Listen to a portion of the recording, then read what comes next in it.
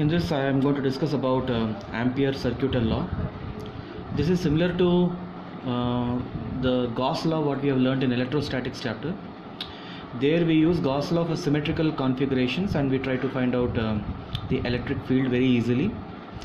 So here analogous we will try to find out the magnetic field.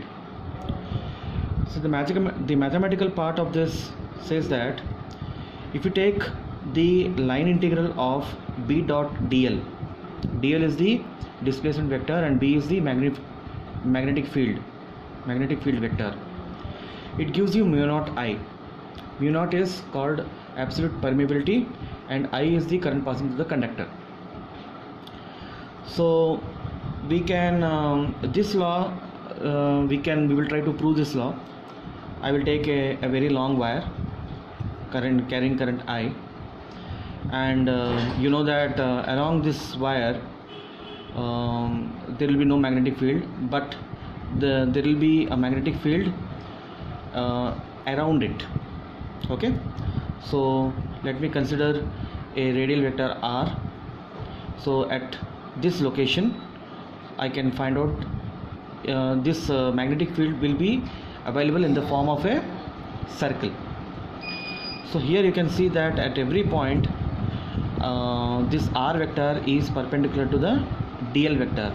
Dl vector will follow the direction of the db vector here. So the angle between db and dl will be 0 here. The db and dl vector both are in the same direction. So you can find out this direction using right hand thumb rule also. What you need to do is you need to show your finger, right hand thumb pointing towards the current.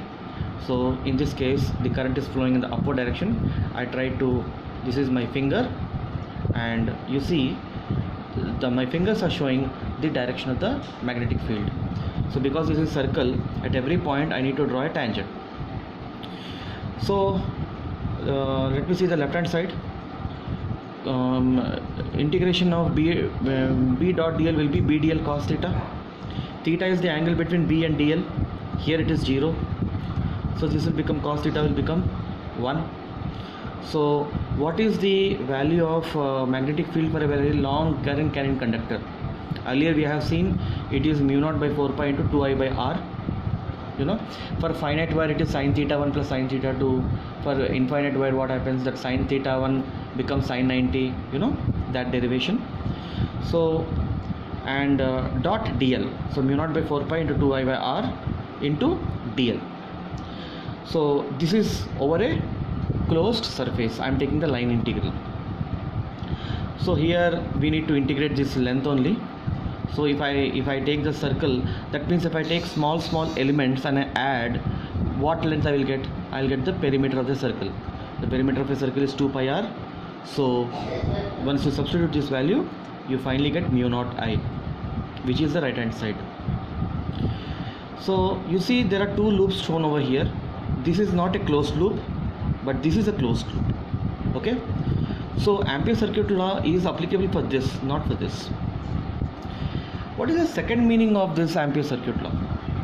It means that if you take the line integral, the line integral over a closed surface B dot dl, it gives you the algebraic sum of